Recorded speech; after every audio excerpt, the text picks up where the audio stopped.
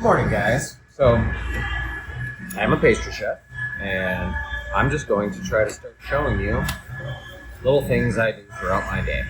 Maybe it'll help you guys at home. I hope so. Today, we are going to make candied hazelnuts.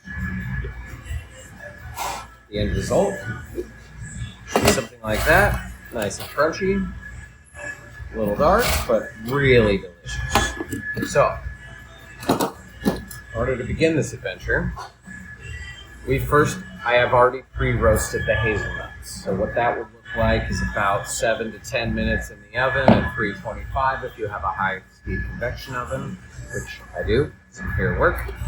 And that is your roasted hazelnuts. Skins start to fall off, they darken a little, and that should be about the darkest hazelnut. That really nice brownish color. It's very light brown. Anyway, that's that. So, to remove the skins from your hazelnuts, I would start you out with a rag. You hit it against your cutting board. Roll it around a little. Fondle that rag. Real good. Get up in those nuts.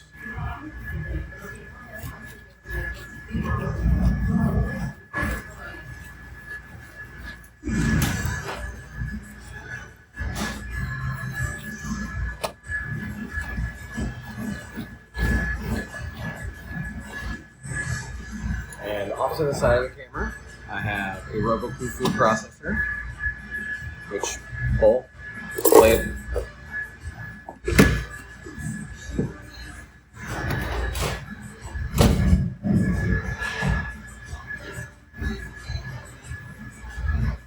And that is what they should look like when you're done.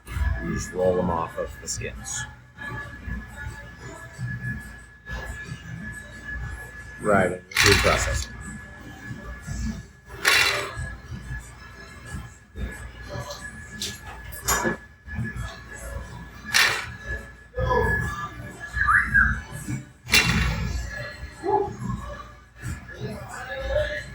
Doesn't matter if there's a little bit of skin. Some recipes will tell you leave it on. Some recipes will tell you take it off.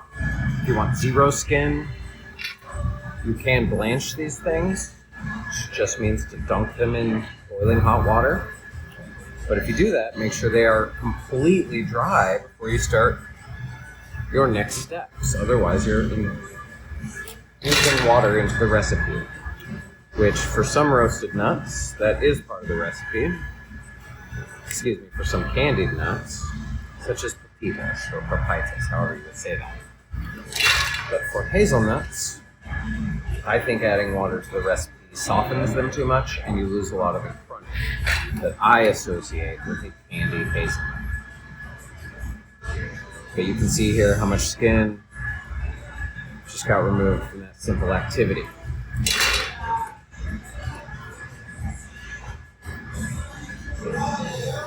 And this does take a second, but honestly, compared to individually removing the skins, it's a no-brainer. This is the way to go.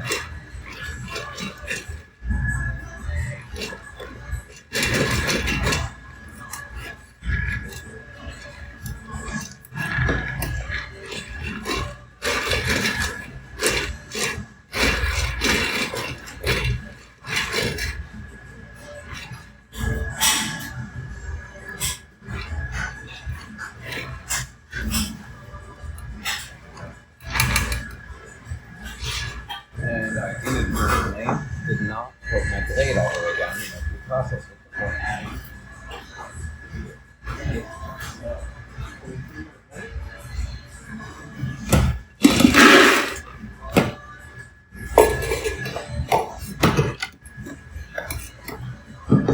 Perfect. Put those back in.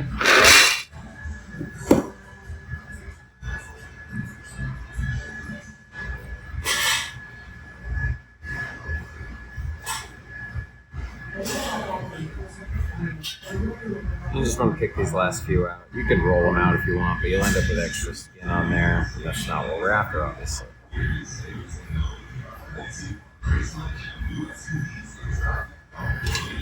Perfect. And I just take a rag, garbage can, shake it, assuming you have a fresh, clean garbage can. If you don't, it's outside or somewhere where your rag is not going to get disgusting. And you plan on using it again. We're going to do that one more time. Because this is for production. I need a decent amount of hazelnuts.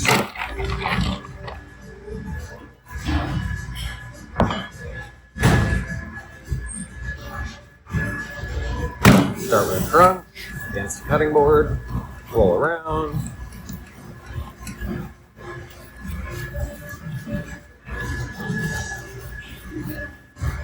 Make sure you're applying plenty of pressure.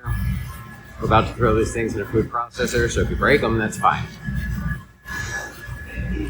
Just get those skins rubbing against that cloth.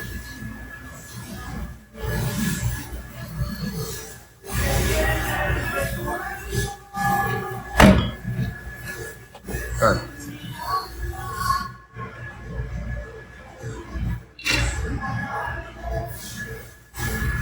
A lot of times you can just kind of roll everything to one side here and start collecting. Sometimes you'll have to roll them off the towel if you have too much skin in your towel.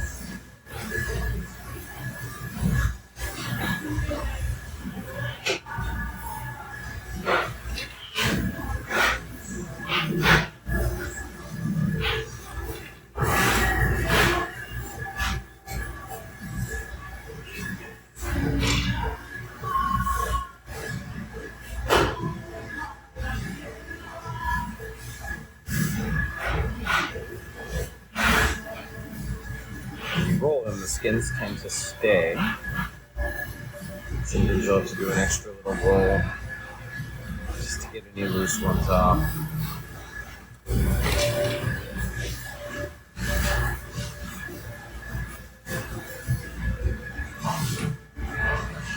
And obviously, halfies don't roll as well. So,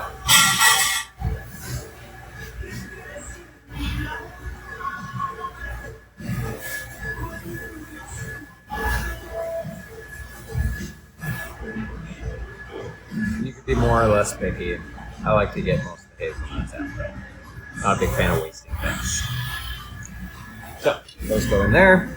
Skins go in there. Due to nut allergies and work, I will not be reusing this towel for anything. This will now be considered a dirty towel. So keep that in mind when you're cooking for allergies. It is important to make sure allergens are not involved. So, we have our hazelnuts. I'm going to pulse them a couple times in the food processor, and I'll be right back to show you what that looks like.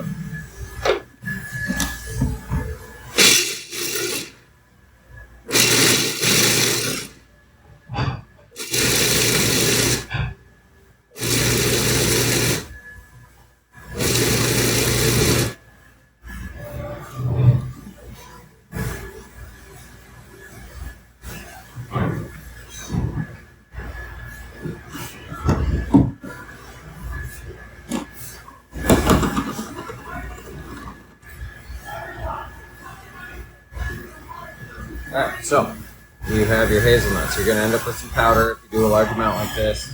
Smaller batches, less powder. But that powder allows it to clump together nicely. So it's not always a bad thing.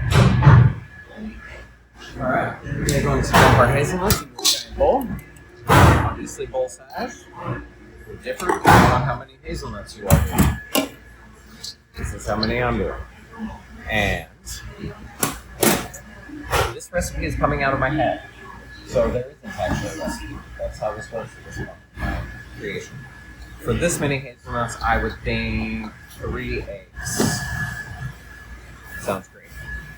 We're just using the egg whites, so I will clear this off just so you can see how I separate egg whites in case you don't know.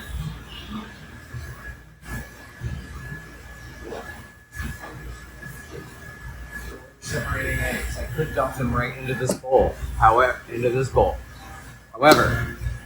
on the off chance that a shell arrived inside that bowl and got eaten by somebody, that would be terrible. So, I always use a secondary container, and then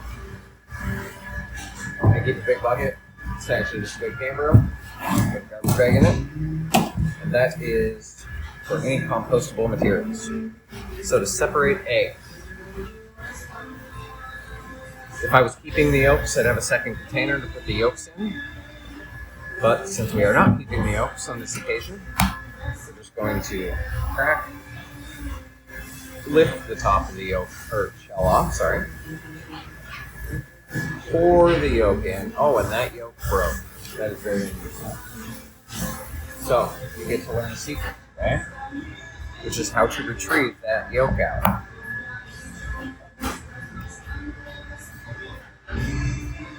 In order to retrieve the yolk, you'll use an eggshell. Eggshell allows you to cut through the white. It's not that it attracts the white. It cuts through the white. It allows you to pick up the yolk. Boom. Yolk free. Easy. It's a little embarrassing. I hardly ever break yolks in this process. Now, it's just a side tip. If I was keeping these yolks for creme brulee, chocolate creme pots, anything like that, this little thing is called chalazi. I would take that off. It's not necessary if you're using a chinois strainer, which is a very fine mesh strainer, but it does produce a nicer product overall. However, for this, I don't really want the chalazi in the whites, because I'm using them, so we'll just get rid of that with an egg shell, just like this.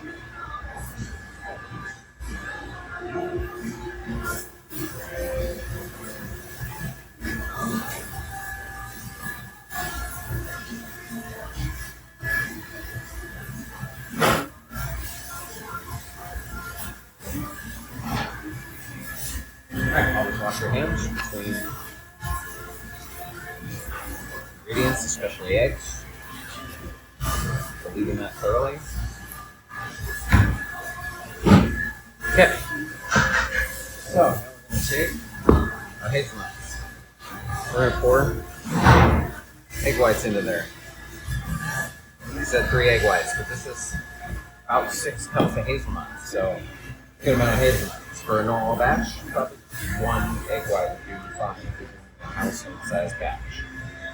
As well,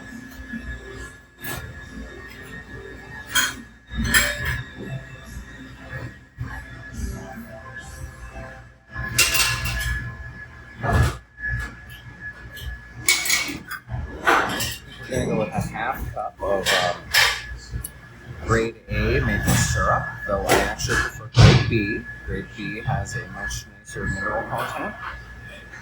The grades are not representative of quality, they are representative of time of year. That, to me, is very important. You get the right time of year on your maple syrup, it's much richer, darker, a much nicer flavor for these types of things. So we're going to put a half cup of maple syrup in there. And I'm a big fan of spatulas. Make sure you get all your ingredients into your recipe, not your measuring cup, where they just end up going down the drain. So I really like these little colored spatulas. I will try to put a link down below in the description of where you can buy them. Honestly, they've held up to commercial kitchen use, and they're very inexpensive. You get a package of several. Don't remember the details right now, but before I post this, I will find that link for you guys. So we have half a cup of maple syrup, 3 egg whites. We're going to do a heavy pinch of salt so that I can show you that you can use a little bit of salt at home for a normal sized batch. Pretty heavy pinch. We'll just add a little bit more. And then it's just kosher salt. Then for the brown sugar, this much, go with like 8 full cups of brown sugar.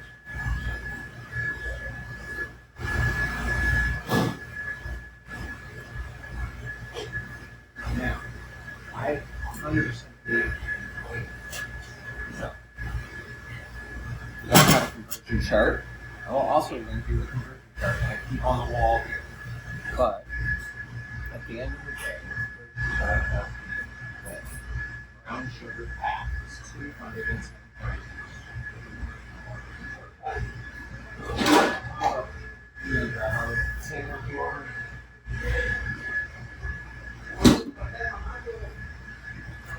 I always dry out every container. All this isn't the same kind of problem, but when you work in a commercial kitchen, sometimes things get put away and they're a little moist. And when you're baking, you want your ingredients to stay dry. Water is an ingredient. Don't forget that. Water is an ingredient.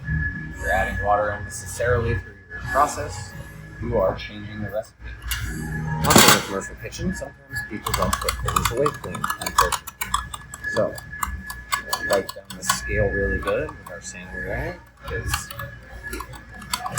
it should be clean.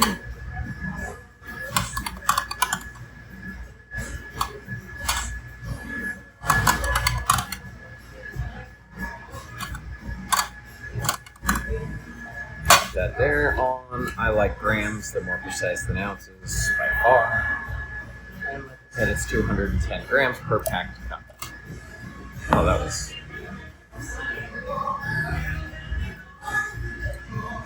embarrassing. But it's alright. Carry on.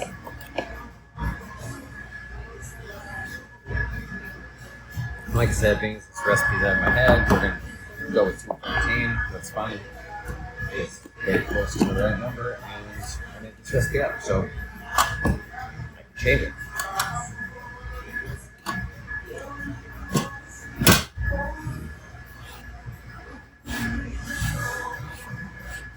And at home, I don't recommend just wiping brown sugar off on the floor. However, before the gamers out here, they will eventually progress to this kitchen.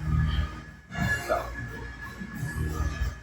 don't worry about that because they're going to blast it with a pressure washer. They're done. Alright, so we have our egg whites, our maple syrup, our brown sugar, and our salt. And the last thing is we're going to use cinnamon. And normally I would just pour until I felt right about it. It's not very efficient. So, to be official for you guys, we're going to take my measuring spoons, and I think for this one, let's go with 1.5 tablespoons, 23 milliliters. Do a lot of baking, I recommend having a lot of spoons of different sizes. One day I will make a video that just shows you guys all the equipment I use on a daily basis. The stuff that's more niche, the stuff that I can literally keep behind me at all times. Spatulas, measuring spoons. I have a very big habit of wiping out the measuring spoon after I'm done, it all dries, so that it's not a big deal later. Obviously, the exception to dries is wet, so my maple syrup will go straight. When you're a baker, sometimes the dishwasher is also you, so I will be the one to do that. Anyway, we have our brown sugar, our maple syrup, our salt, our cinnamon, our hazelnuts, and our egg whites. Next, we will take it, put these all together. There's another one of the spatulas included in that set. It's very important that you stir really well in this process, because if your moisture content is too low, now is the time when you would add a little bit more. And in this particular recipe, to add moisture, I will be adding more maple syrup if needed.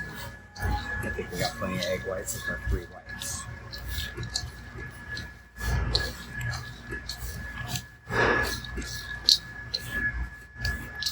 That looks pretty good though. Break up any clumps of brown sugar you may have in there. Fold around, push in, saturate those hazelnuts.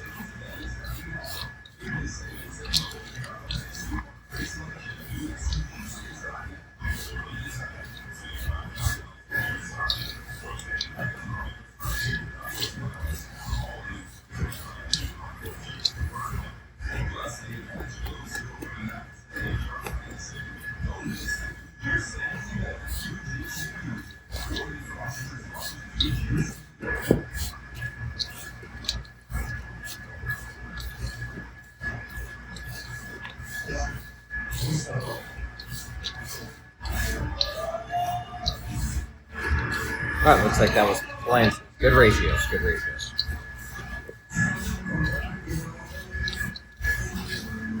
Alright, so our next step.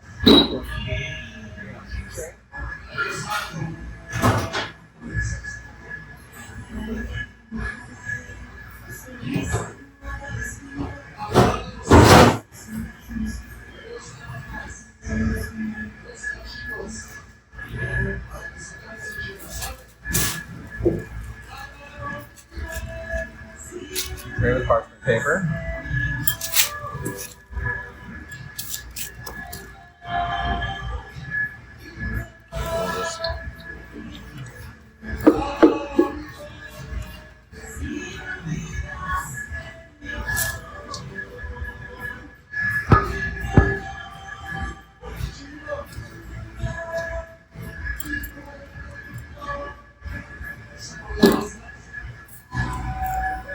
And then push. You want to get this kind of as flat as possible.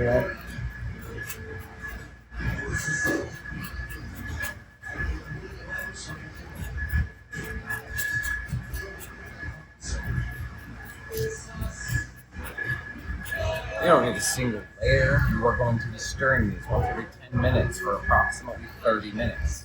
It depends on your oven temperature and type. I use, like I said, a full convection oven. And for this recipe, I keep it between 275 and 300, depending on what else I've got going on. Yesterday, I actually did it at 250. Just gave it an extra 5 or 10 minutes.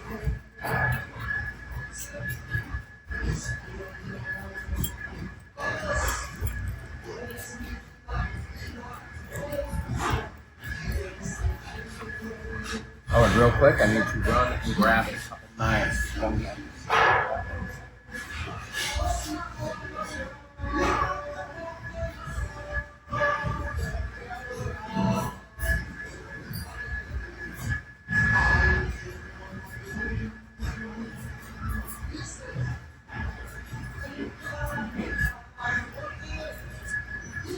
Okay, I'm back.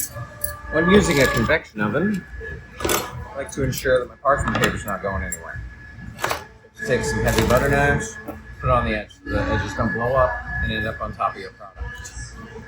So, this is going to go in the oven. And fair You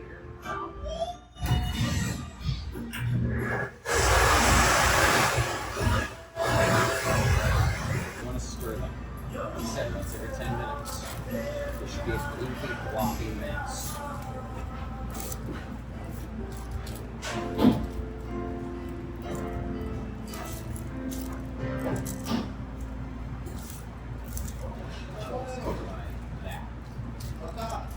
Sure.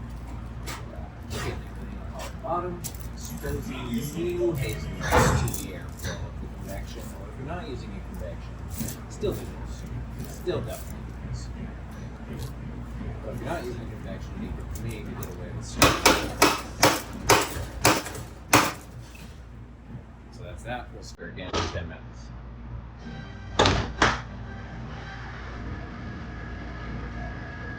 Alright, pull out. Hazelnuts. I have stirred them twice while taking pictures, so I did not miss that. Should bring a dark color. Not a lot of moisture, but still some. Sorry, maple syrup is not going to just cook out. So they are going to get a little moisture when you pull them out. You're going to sit in a rack. I feed them on the sheet tray. Your wire rack is exactly like that. With a baking rack. And after about an hour or two, this thing will crank up and they will be fantastic. So yeah, that's what they look like when they are.